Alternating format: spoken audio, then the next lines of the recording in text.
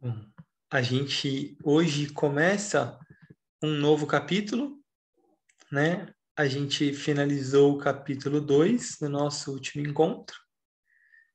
E agora a gente vai começar. É isso mesmo, né, pessoal? Porque eu não sei se eu marquei aqui, mas eu acho que é isso mesmo.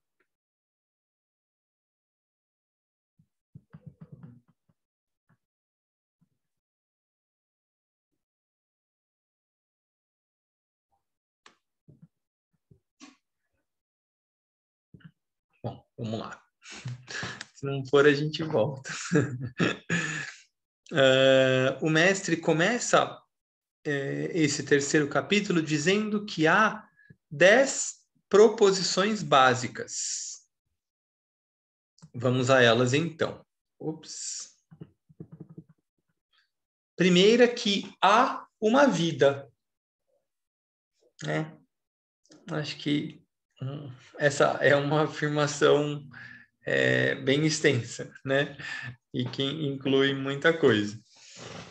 A segunda, que há 7 raios. Aí a terceira, que vida, qualidade e aparência constituem a existência.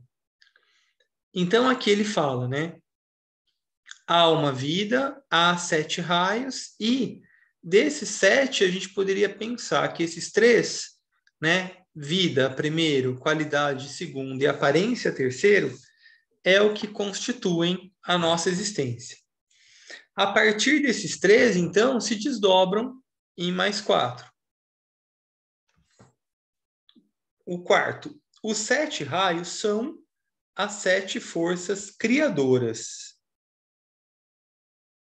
Os raios se manifestam através dos 7 planetas.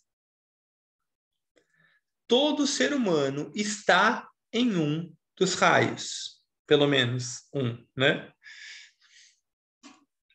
Há uma mônada, 7 raios e miríades de formas. As leis da evolução encarnam o propósito de vida dos 7 raios.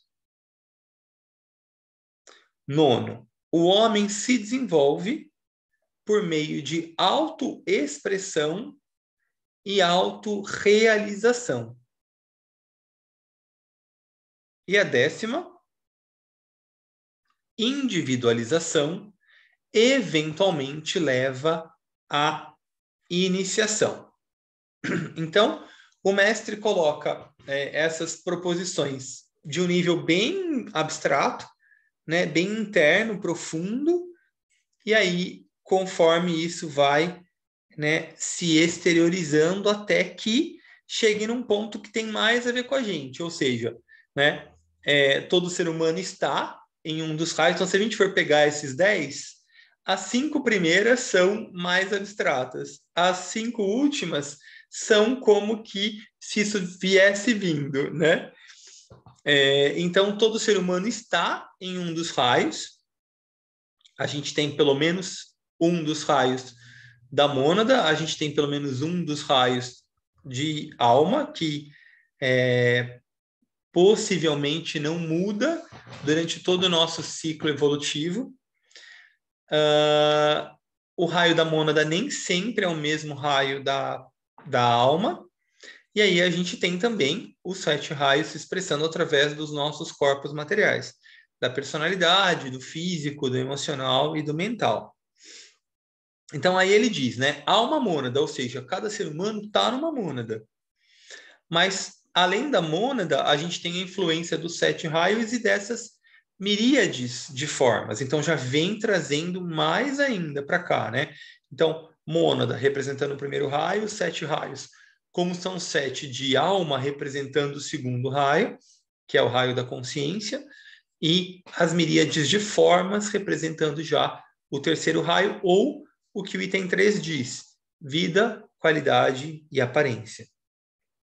Aí já o que move, então, esse processo nosso? Então, uma vez que a gente tem os 7 raios, que a gente tem uma mônada, A gente está nos 7 raios, a gente tem miríades de formas. Como é que é essa vida? Né? Então, ela é regida por leis de evolução que encarnam o propósito de vida desses 7 raios. Então, através das leis, a gente vai desenvolvendo a nossa evolução e a evolução naturalmente caminha para um propósito. Né? Então, a gente sai de um ponto interno, que é o primeiro raio, por exemplo, que é um raio de propósito, e aí a gente tem todo o processo de exteriorização, de manifestação, e aí, então, depois aqui, né, no plano físico, a gente tem o processo todo de volta, né, para esse ponto mais interno, esse ponto de síntese, que são feitas pequenas sínteses de evolução a partir do nosso desenvolvimento. Então, a síntese é uma qualidade de primeiro raio também. Então, do mesmo jeito que o primeiro raio expressa o propósito, quando a gente vai voltando, esses puxões, né, que a gente chama, espiritualmente falando, são pontos de síntese para os quais a nossa consciência vai se dirigindo. Isso também é uma atuação do primeiro raio. Por isso que a gente diz, né, que a lei da mônada é a lei da síntese. A lei da alma é a lei da atração. E a lei da personalidade é a lei da economia. Então, tem outras leis, claro, né? Mas a gente pode pensar nessas 3 primeiro. Então, o homem, como é que acontece? Ele vai se desenvolvendo por meio da sua autoexpressão, uma expressão individual, né? Que primeiro é de personalidade e depois ela vai calando essas pequenas vozes e vai indo para uma voz, para uma vocação mais profunda, mais verdadeira, mais interna, que é o que leva à verdadeira autorrealização. E depois, então, naturalmente, a individualização leva à iniciação. Né? Então, o processo todo de individualização, ele vai levando a processos de iniciação, que são processos de expansão de consciência, nada mais do que isso. Embora tenha toda essa mítica por trás, né? A iniciação é uma expansão de consciência. É como se fossem aqueles pontos de síntese que eu falava anteriormente. Então, ao longo desse capítulo, a gente vai ver um pouquinho melhor essas proposições básicas, mas basicamente é isso que eu falava. Como é que tá para vocês? Está tudo bem? Alguma dúvida? Algum comentário? Alguma questão?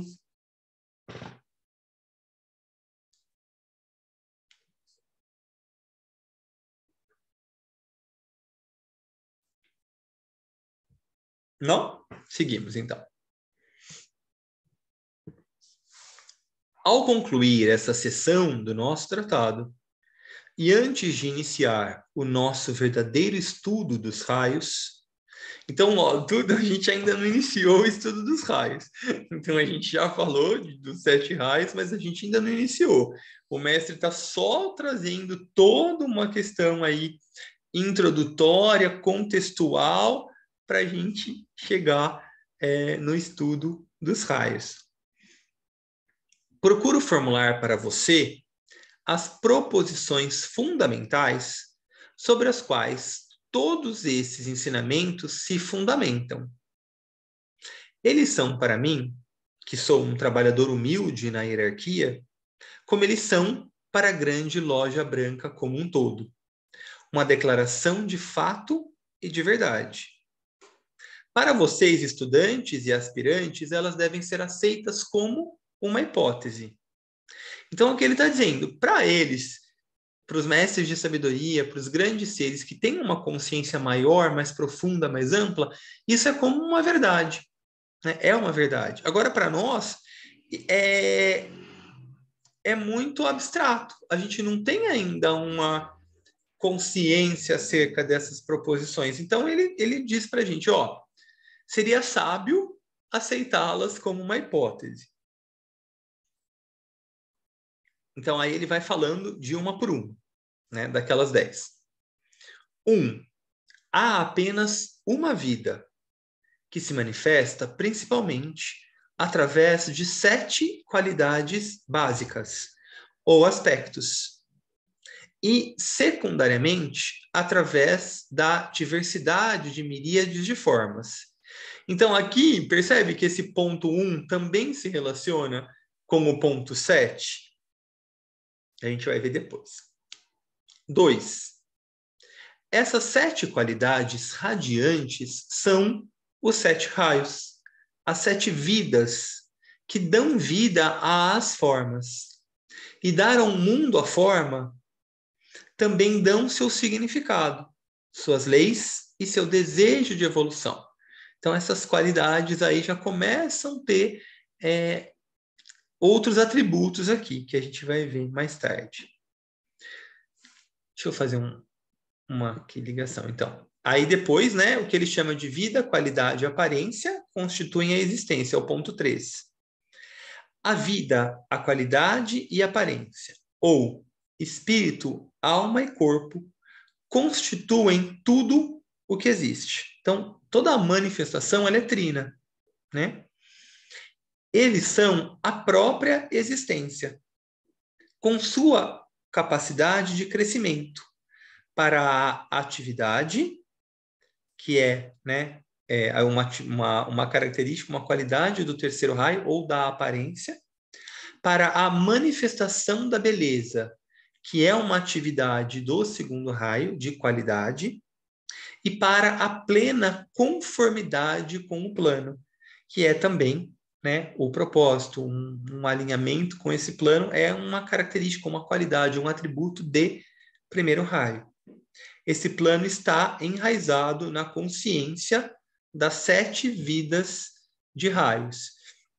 Então, como a gente fala na grande invocação, né, que sobre o propósito, então o propósito que os mestres conhecem e servem, então esse propósito se manifesta em plano e ele está, claro, enraizado na consciência dessas 7 vidas, cada uma executando a parte que cabe a si.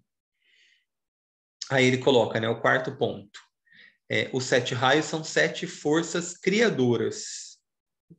Essas 7 vidas, cuja natureza é consciência e cuja expressão é senciência e qualidade específica, produzem ciclicamente o mundo manifestado.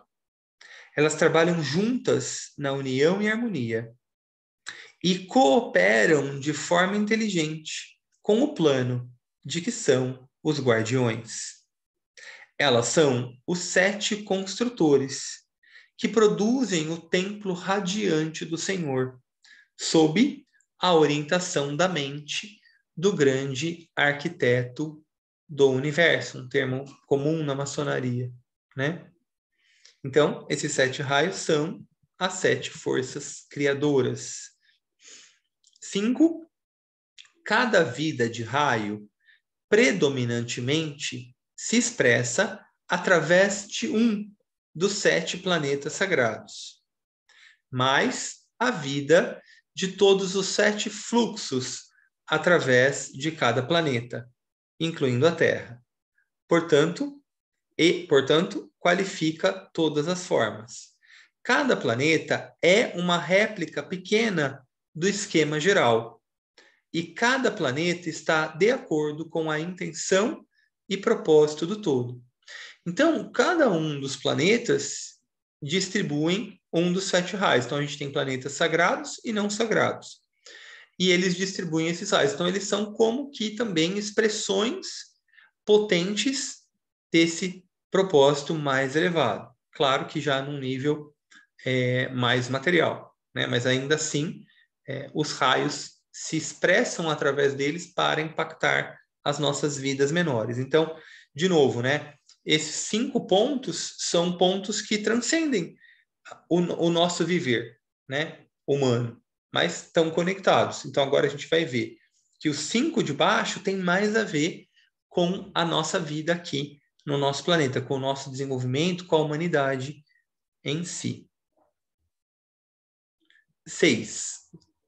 A humanidade da qual trata esse tratado é uma expressão da vida de Deus. e todo ser humano surgiu ao longo de uma ou outra linha das 7 forças de raio. A natureza de sua alma é qualificada ou determinada pela vida de raio da qual emana. E sua forma de natureza, a personalidade, é colorida pela vida de raio que, em seu aspecto cíclico no plano físico, a qualquer tempo particular, define a qualidade da vida da raça e das formas dos reinos da natureza. Então, a gente viu anteriormente no livro que cada raio tem ciclos de manifestação. Naturalmente, à medida em que esses ciclos vão se expressando e vão expressando os raios, naturalmente tendem a ter mais almas daqueles raios encarnadas aqui na Terra. Então, por exemplo, a gente viu que a gente está entrando num ciclo de quarto raio. Então, é natural que agora, como ainda não entramos nesse ciclo, como não entramos num ciclo de primeiro raio, não tenham encarnadas tantas almas de primeiro ou quarto raio. À medida que esse raio começar a se expressar aqui no nosso planeta, no sistema, né, no nosso planeta, então, naturalmente, mais almas desse raio vão vir à encarnação, de acordo com a sua contribuição ao propósito divino. A natureza da alma ou qualidade permanece a mesma ao longo de um período mundial. Então, raramente ocorrem trocas de raios de alma durante o processo de desenvolvimento, como ocorre com a personalidade, né? Que depende do plano da alma, mas é possível, por exemplo, que a cada encarnação a alma escolha trabalhar com um raio de personalidade diferente, conforme o seu plano. Ou não, pode ser que venha 3 ou 4, ou um ciclo de vidas sob o mesmo raio, de novo, né? De acordo com o seu plano. Sua forma de vida e natural mudança de vida em vida ocorrem de acordo com a necessidade cíclica e a circunstancial condição grupal. Essa última é determinada pelo raio ou raios em encarnação na época. Então, como eu dizia, né, em geral tem 4 raios em manifestação, sempre. A gente está vivendo um período que vai começar, além desses 4 raios, entrar um 5º raio. Então, a gente está vivendo um momento diferente daquilo que é o usual, né? Talvez por conta de todo o nosso processo de evolução, né? Por conta de todas essas oportunidades que a gente vem vivenciando, de uma mudança de eras, né? De um eminente reaparecimento do Bodhisattva. Então, aí tem uma série de fatores que muitas vezes transcendem a nossa compreensão, mas que fazem com que realmente a gente esteja vivendo um momento diferenciado. 7. A mônada é a vida, vivida em uníssono com as 7 vidas de raios. Uma mônada, 7 raios e miríades de formas. Essa é a estrutura por trás dos mundos manifestados. Então a gente sabe, né, que a mônada ela é de um dos 3 raios apenas, mas aí ela se expressa em qualidade através da alma, que pode ser de um dos 7, e a alma se expressa através da personalidade, como miríades de formas. Isso é para cada ser humano, isso é para o planeta, isso é para a vida, como a gente conhece em manifestação. 8. As leis que regem, o surgimento da qualidade ou alma por meio da forma são simplesmente o propósito mental e a vital direção dos senhores dos raios, cujo propósito é imutável, cuja visão é perfeita e cuja justiça é suprema. Então, essas leis, elas são o que regem o desenvolvimento aqui no nosso mundo, tal qual a gente conhece. Então, elas regem o surgimento da qualidade através da forma. Então, elas atuam na forma de modo que a forma expresse a qualidade. Então, as leis têm um papel fundamental no nosso desenvolvimento. É fundamental que a gente conheça algumas dessas leis e que a gente entenda o seu funcionamento, porque aí é possível que a gente se conscientize dessas leis, de como elas afetam a nossa vida e como elas têm como propósito, ao afetar as nossas vidas, despertar a qualidade, que é para isso que a gente vem em manifestação. Então, desde que Eva escolheu a maçã, morder a maçã, ou seja, desde que a mônada escolheu encarnar, o nosso propósito é expressar qualidades. Então, é fundamental que a gente entenda algumas leis para que a gente entenda como elas impactam a vida da forma e o que elas inspiram em termos de desenvolvimento de qualidades para nós, aqui, enquanto encarnados. 9. O modo ou método de desenvolvimento para a humanidade é a autoexpressão e a autorrealização. Quando esse processo for consumado e autoexpresso, o eu uno ou a vida de raio, a realização alcançada é a revelação de Deus como qualidade no mundo manifestado e como vida através da aparência e qualidade, ou seja, todo o nosso processo de desenvolvimento se expressa então, se manifesta então em autoexpressão e autorrealização, ou seja, primeiro essa vida que existe em nós, ela busca uma expressão na forma, né? E uma realização na forma, que é o que a gente pode fazer uma analogia com a astrologia e com o que representa o signo de Leão, né? A autoconsciência, a autoexpressão, a autorrealização, a potência na personalidade, que é o que os mestres dizem que é onde hoje a nossa humanidade está polarizada, a humanidade está vivendo esse momento de autoexpressão, de autorrealização em termos de personalidade. Talvez a gente possa perceber isso com mais clareza, por exemplo, nas nossas redes sociais, na maneira como a humanidade como um todo hoje usa suas redes sociais para uma autoexpressão, para uma expressão de personalidade, de aparência, de beleza, de forma, né? Então a gente percebe que a humanidade está muito leonina, a humanidade, só que num nível de personalidade, né? Leão não é só isso, é só para a gente fazer uma analogia. Então, é natural o que a gente está vendo hoje, né? Porém, essa é uma parte rasa da verdadeira autoexpressão, da verdadeira autorrealização, que é a realização, como ele diz aqui, continuando, né? Quando esse processo for consumado e autoexpresso, o eu uno ou a vida de raio, ou seja, a alma, a realização alcançada é a revelação de Deus como qualidade do mundo manifestado. Ou seja, quando a gente for, por exemplo, vamos trabalhar com a hipótese de que a gente é uma alma de segundo raio. Então, quando eu sou a minha expressão de alma, eu vou dar, obviamente, um viés, uma nuance única, peculiar, mas eu vou ser uma expressão de amor e sabedoria aqui na Terra. Então, é essa revelação de Deus para todos os meus outros irmãos, né? Como uma qualidade, Deus se revelando através de mim como uma qualidade de segundo raio. Como, por exemplo, se a gente for pensar em termos amplos, foi a vida do Cristo, né? O Cristo foi a verdadeira expressão, a verdadeira revelação do que é amor para a gente. Do mesmo jeito que o Buda foi a verdadeira revelação de Deus como sabedoria. Então, claro que a gente está falando de grandes avatares, né?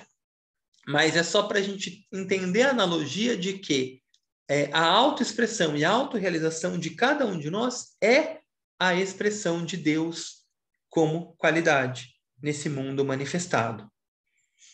As 7 vidas de raios ou os 7 tipos de almas são vistos como a expressão de uma única vida.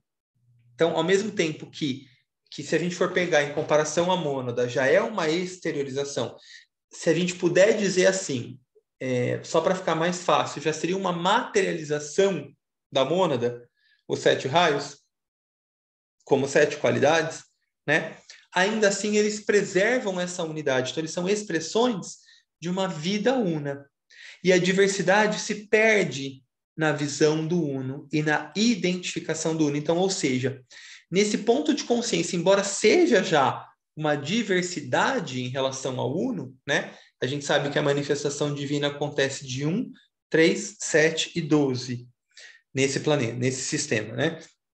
Então, embora já seja uma expressão diversa, ainda assim se perde no uno. E por quê? Porque se identifica com esse uno. Então, embora seja diversa, ela se identifica com o uno. Então, é importante a gente lembrar, né, que a forma é diversa. Porém, a gente deve, a partir da diversidade da forma, buscar a unanimidade. O que acontece hoje com a humanidade ainda é que os homens buscam uma uniformidade, ou seja, uma unidade na forma que é desconectada de uma unidade de alma ou unanimidade. E no fim das contas, o que é característico da forma é a diversidade. Só que também aí, né, o nosso esforço é que a gente, a partir da diversidade, se reconheça em unanimidade, ou seja, em unidade de alma. Então, é um paradoxo, né? Então, é uma diversidade de forma, mas conectada por uma unidade de alma. Então, a gente percebe que a humanidade ainda busca uma uniformidade, né? E não é para acontecer, né? Isso, porque é natural da forma ser diversa. O que a gente deve trabalhar é por uma unidade de alma, de propósito. Aí sim, a forma diversa cumpre o seu papel. Mas também se a forma diversa não está conectada com o propósito, não tem sentido, né? E 10, o método empregado para produzir essa realização, ou seja, qual que é o método que isso tudo acontece? Então, a gente está falando de um monte de coisa teórica aqui, né? No sentido da manifestação da divindade. Mas como é que é isso, né? O método empregado para produzir essa realização é a experiência. Começando com a individualização lá, né? Desde que a mônada escolheu encarnar, e terminando com os processos de iniciação, que é o que o mestre dizia, né? O último tópico era que a individualização eventualmente leva à iniciação. Então, de um ponto que eu saio dessa unidade para a individualidade, né? Através de sucessões de experiências, culmina com pontos de iniciação, ou seja, com pontos de síntese, de elevação de consciência, produzindo assim a perfeita combinação e expressão de vida, qualidade e aparência.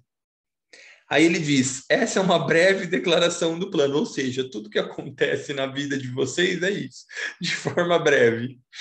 A hierarquia de mestres, em suas 7 divisões, cada um dos 7 raios, né, os 7 ashrams principais, as correspondências dos 7 raios, é o seu guardião. A hierarquia é a guardiã do plano. E neles encontra-se a responsabilidade, em qualquer século, de realizar a próxima fase do plano. Ou seja, quem rege o plano de evolução no planeta é a hierarquia, são os mestres da sabedoria. Como é que vocês estão com tudo isso? É bem profundo, né? Como é que vocês estão? O que está reverberando? O que está presente aí? Participem comigo aqui, que eu estou sozinho, estou me sentindo sozinho.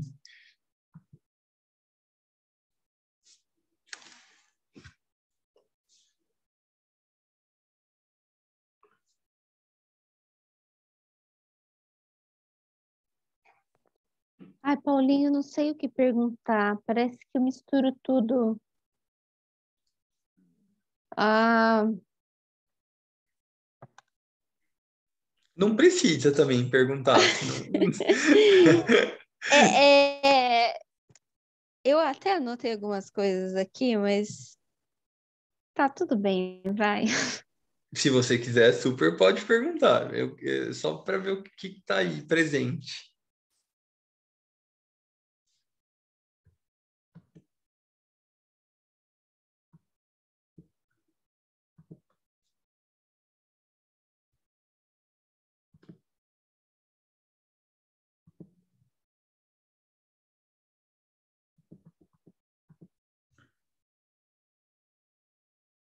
E assim, Esses, a gente nem deve ter a pretensão de achar que a gente entende isso, né? então tá É, tudo certo. Ô, é, Paulinho, deixa eu te perguntar, esses é, itens, né, esses 10 itens, vai ser explicado ao longo do livro melhor? sim, Ou, sim, sim. Na verdade, então, alguns ele já começou a explicar antes, né? Se a gente certo. for pensar, por exemplo, vamos voltar um pouquinho aqui, deixa eu subir a tela. Ó, se a gente for pensar, né, ele já falou um pouquinho dos sete raios, ele já falou bastante do que é vida, qualidade, aparência. Né? Ele já começou a falar dos raios como forças criadoras, depois ele vai ver, e aí depois a gente lembra que esse livro faz parte de um tratado de sete raios. Então, o que compõe? Só para a gente também contextualizar, para a gente entender, né? Então, o que compõe esse tratado dos sete raios? Esse livro, Psicologia Esotérica, um outro livro que a gente está estudando na terça, que é o Cura Esotérica, um outro livro que a gente estuda nos trabalhos de Hércules também, que é o Astrologia Esotérica. E aí depois, a partir desses três, tem um outro último livro que se chama Raios e Iniciações. Então, por exemplo, por que eu estou falando isso? Porque aí ele vai falar melhor. Os raios se manifestam através dos sete planetas. Ele vai falar melhor disso no Astrologia Esotérica. Aí, todo ser humano está em um dos raios. Aqui a gente vai ver melhor isso, né? Mônadas, sete raios e miríades de formas. A gente também vai ver melhor aqui com o passar do livro. As leis de evolução, ele vai citar aqui algumas, mas algumas estão em outros livros e ainda assim não tem muita coisa. Outro dia a gente ainda fez uma pesquisa, né, tá? Porque a gente estava falando da lei da periodicidade, eu estou montando um material para falar da lei da síntese, da lei da atração, da lei da economia. Não tem muita coisa, mas ele dá algumas pistas. E é proposital, que é para a gente também, a partir desse ponto, fazer a nossa parte, como seres encarnados aqui nesse contexto tão importante, que é tentar contribuir com tudo isso, né? É uma construção viva todo esse trabalho, que é uma exteriorização da sabedoria eterna. Então, a gente sabe, por exemplo, que a primeira exteriorização da sabedoria eterna para o Ocidente veio através da Blavatsky, a segunda fase através principalmente da Bailey, com esses livros que a gente estuda, e o tibetano diz que uma terceira fase, ainda mais externa, né? Então, se a gente for pensar, a Blavatsky foi o primeiro raio, o mais interno. Aí, de síntese, né, de esoterismo mesmo. Aí a Bailey foi a segunda fase, mais de qualidade, de consciência, de amor, sabedoria, né? Agora, a terceira fase que está prevista a partir, né? Esse a partir é muito relativo, porque, por exemplo, estava previsto a partir do primeiro quarto do século XX, né? E a Bailey começou a escrever com o tibetano em 19. Então, está previsto para ser a partir do primeiro quarto do século XXI. A gente já está em 2022. Se a gente for pegar a mesma lógica, pode ser que já tenha algum iniciado escrevendo algo aí, falando algo que a gente ainda não pescou, ainda não percebeu. Mas é possível que seja a partir do ano de 2025. E aí a tendência é ser algo mais de terceiro raio, ou seja, algo mais ligado à forma, à aparência, mas uma aparência que remeta à qualidade, que remeta à vida, né? Então aí faz parte disso que a gente está vivendo. Então, expressão, autorrealização, está aqui, está no Cura, está em diversos livros. e individualização, eventualmente levando à iniciação, a gente vai ver, tem um livro, o primeiro livro do tibetano que se chama Iniciação Humana e Solar, explica bem o processo de iniciação, e esse último livro que eu dizia, que é Raios e Iniciações, que aí ele fala da iniciação de grupos, que é a nova tônica para a nova era, né? Então, até a era de peixes, a iniciação ocorria basicamente de forma individual. Agora, na era de aquário, né, no esplendor da era de aquário, não agora nessa transição, né, e nem nos primeiros séculos, mas no esplendor da era de aquário, a iniciação toda se fará de forma grupal. Então é importante também a gente entender isso para a gente também começar a contribuir em alguma medida para a construção dessa cultura, porque senão vai chegar na era de aquário, não vai acontecer se ninguém tiver começado a construir, né? Então sim, a gente vai ver um pouco melhor ao longo do livro, mas em outros livros há leituras complementares sobre isso.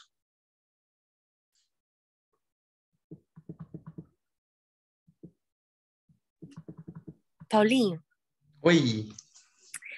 quando você comentou agora há pouco, né, sobre aquela questão da manifestação do 1 para 3, para 7, para 12, eu lembrei que em alguns lugares a gente encontra que são 12 raios, né? Tem também a questão do movimento Eu Sou, que traz os raios, mas com outro embasamento. Não sei nem se eles tiveram como fonte o próprio esoterismo e a Blavatsky e a Bailey, mas eles trazem coisas bem diferentes, né? A gente até já comentou disso. Mas, por enquanto, o mestre nem fez referência a 12 raios. Você sabe se em algum outro livro ou nesse mesmo ele vai falar sobre 12 ou ele mantém no 7? Mantém no 7. O movimento Eu Sou, ele bebe nas fontes do esoterismo, né? Principalmente do tibetano. Então, a gente vê aí que a primeira pessoa que fala de 7 raios como 7 forças, claro que além de estar na Bíblia, né, onde fala sobre 7 tronos, mas quem fala primeira vez sobre 7 raios como 7 qualidades energéticas em manifestação é a Blavatsky. Só que a Blavatsky não fala, por exemplo... acho que eu apertei alguma coisa errada aqui. A Blavatsky não fala, por exemplo, em uma hierarquia, em um mestre ou um Chohan ou um Koan para cada raio, com uma organização axâmica, né? Quem fala isso a primeira vez, com esses nomes, né, explicando cada cargo, né? Então, o Bodhisattva, quem que é o Manu, quem que é o Mahashohan, a Blavatsky fala disso, mas não de forma organizada. Ela cita, né? Mas não com essa forma, né? Lembrando que ela é uma alma de primeiro raio. Então, ela trabalha com o que é mais esotérico, é mais interno. Então, o tibetano já trazendo para o campo da consciência como uma manifestação de segundo raio, naturalmente trabalha com amor, sabedoria. Então, com o aspecto da sabedoria, de compreensão, de educação, de orientação. Então, a obra do tibetano ela é mais externa. Por isso que para a gente é mais fácil de entender, de ler, de estudar, de se identificar, porque é uma exteriorização de algo mais interno que é a Blavatsky. E a partir, então, da obra do tibetano é que nasce o movimento Eu Sou, né? A maioria não cita isso, mas fica claro se a gente pegar uma linha do tempo, né? Se a gente pegar como as obras foram lançadas, a gente percebe que o movimento Eu Sou surge após os primeiros livros do tibetano. E aí, de novo, né, é uma popularização, é uma simplificação. Então, eles falam dos mestres, falam das qualidades dos 7 raios, mas usam muito as cores. E aí, como visualizações de cores, para trazer uma mudança de consciência, uma mudança de... Só que a gente sabe que a cor trabalha mais no emocional. Então, traz um benefício, óbvio, traz uma elevação vibratória, só que não tanto uma elevação de consciência, porque a gente sabe que a consciência se eleva através da mente, né? Então, não tem um embasamento técnico, estrutural, filosófico, é mais em termos de qualidades e cores. Então, traz uma mudança vibratória, mas num determinado campo de consciência. Não aprofunda muito em termos do que essa qualidade, como que essa qualidade se reverte, como que ela se relaciona com cada corpo. O tibetano dá um processo de desenvolvimento. E é o que ele diz, né? Se os estudantes aplicarem as práticas meditativas, se alinharem aos grandes ciclos, por isso que é importante a astrologia esotérica, para a gente entender o que acontece em cada lua cheia, qual que é a qualidade que está disponível ali presente, entender quais são essas leis. Então, o tibetano diz que é possível que um discípulo probacionário se torne um discípulo aceito. É possível que, em uma vida, né, que um aspirante se torne um discípulo probacionário em uma mesma encarnação, com esse material que ele traz. Por quê? Porque foi ele que trouxe? Não, ele é o mensageiro de um plano mais elevado do que ele, escrito pelos grandes mestres, né? Para nós, humanidade.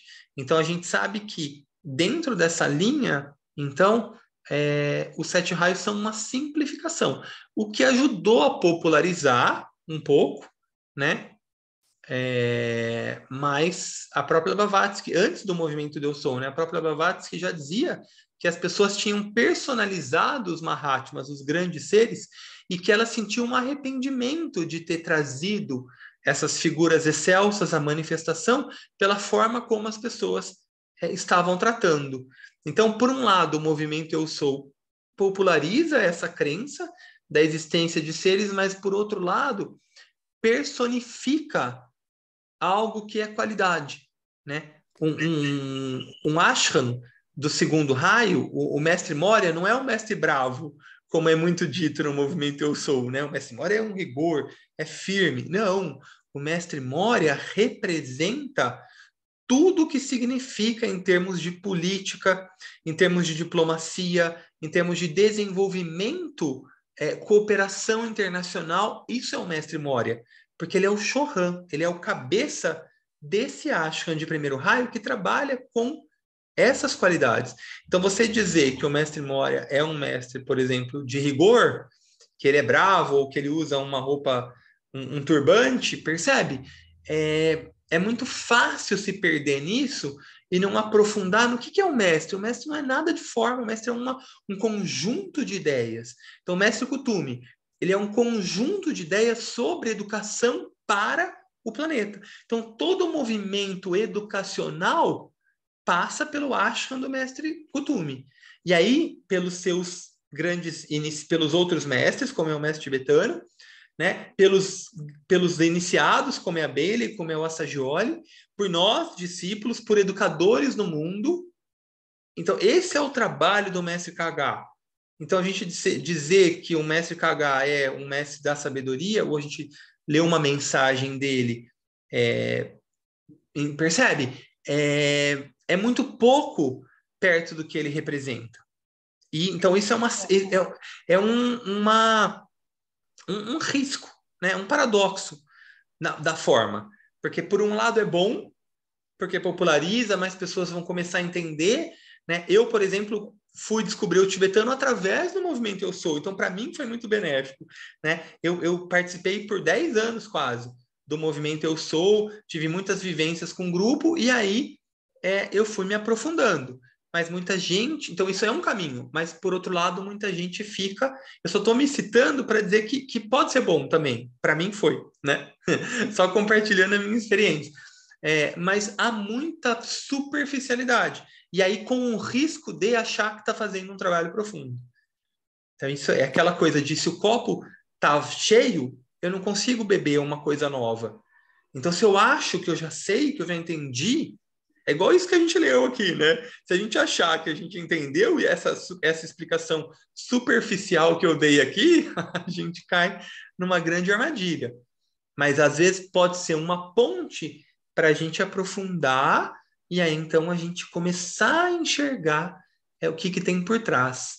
né? Eu nunca me esqueço das minhas guias da psicossíntese, que elas sempre falavam para a gente que a gente devia se perguntar. Quando a gente achar que a gente entendeu alguma coisa, elas diziam, se pergunte, e o que mais tem aqui? O que eu não estou vendo? Que a partir do que eu estou vendo pode ser a ponte para algo que eu ainda não compreendo. Então, essa deve ser a postura do estudante de esoterismo. Pode falar, Beth. Vi que você levantou a mãozinha. Ai, estou tentando baixar a mão, mas não consegui. O Paulito, mas assim, na verdade o que eu ia falar, você acabou de falar, né?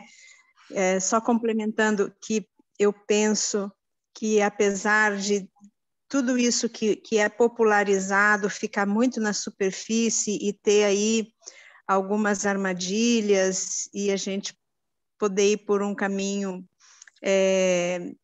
que, na verdade, não só pode haver distorção, como principalmente há uma superficialidade de um estudo que é tão profundo, né? Mas é uma forma, eu vejo assim, é uma forma de um número maior de pessoas apreender algo que é muito profundo, mas que talvez, nesse momento, a sua possibilidade seja aquela superficialidade. E aí, dentro de toda aquela superficialidade popularizada, algumas pessoas, você, por exemplo, tantos outros como você, que eu acredito que tenham buscado ir além, né, vão além. E aqueles que estavam na superficialidade amadurecerão a ponto de, em algum momento, conseguirem apreender a profundidade de tudo. Então, eu acho que é um processo supernatural de evolução, não é? Eu vejo assim também. Né? E é bárbaro, eu acho que é super válido. Então, assim, eu pessoalmente sou super grata a Alice Bailey, porque eu acredito que talvez, no ponto em que eu estava, para mim teria sido talvez, né? Não sei porque não cheguei a vivenciar isso, mas eu imagino que do ponto em que eu estava, se eu tivesse ido direto para Blavatsky, talvez eu tivesse me sentido frustrada e desencorajada por, quem sabe, não conseguir compreender a extensão do que ela estava falando. Então, para mim, é um trampolim.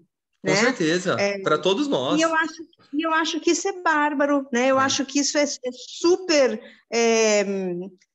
É super importante dentro do nosso processo, né? Super. Acho que é isso. E assim como são esses movimentos, né? E aí, só respondendo, tá? Na obra do tibetano, ele não cita 12 raios, tá? Em nenhum momento. A gente sabe que essa é a manifestação, então, não sei, talvez a gente também nem sabe lidar com esse 7 ainda, né? Mas talvez em algum momento vão surgir, de repente, sei lá, nessa nova fase, é uma especulação, né? Talvez com esse novo iniciado, que pode ser o mesmo iniciado, né? Pode ser a própria Bailey numa outra encarnação, ou pode ser um outro iniciado que trabalhe com o ashram do mestre tibetano, do mestre KH, a gente não sabe ainda, né?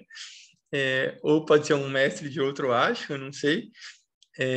Mas com certeza cabe ao tibetano essa missão, né? A gente sabe que embora os mestres da Blavatsky tenham sido o mestre M, mestre Moria, principalmente, mas também o mestre KH, o mestre Kutumi, mas o mestre tibetano já tinha sido um dos responsáveis pelo mestre KH para contribuir com a doutrina secreta. E aí, então, eles ficam responsáveis do mestre KH, né, para trabalhar com a Bailey, que é uma condiscípula dele, né? Tanto a Bailey quanto a Sagioli, quanto o próprio tibetano são discípulos do mestre KH, trabalhavam juntos já por diversas encarnações nesse ashram maior de segundo raio. Então, por isso que foi possível que o tibetano e a Bailey tivessem esse grau de telepatia, de compatibilidade vibratória, né, de conhecimento mesmo das verdades eternas, da sabedoria eterna, porque eles tinham algumas encarnações já trabalhado juntos, né? Então a gente não sabe ainda como vai ser essa terceira fase de ensinamentos, pode ser que seja falado sobre mais raios, não sei, né? Mas na obra do tibetano, respondendo a sua pergunta, não tem, tá? Obrigada, querida. Imagina.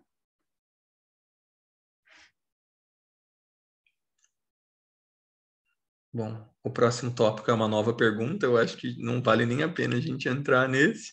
Acho que aqui já deu bastante pano para manga, dizendo assim. Mas acho que assim, talvez seja bom ao longo dessa semana, em algum momento, a gente escutar a gravação de novo, né? A gente e não prestando atenção nas minhas palavras, mas prestando atenção nas palavras do mestre, para aí a gente, a partir disso, tentar alcançar uma verdade mais profunda, invocar essa sabedoria da nossa alma, que ela está presente, né? E aí eu acho que pode ser bom a gente fazer isso ao longo dessa semana.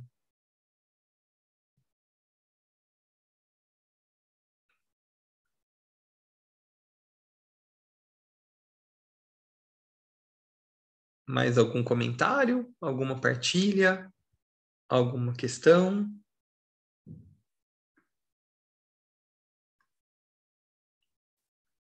Vou para a gravação, então, aqui.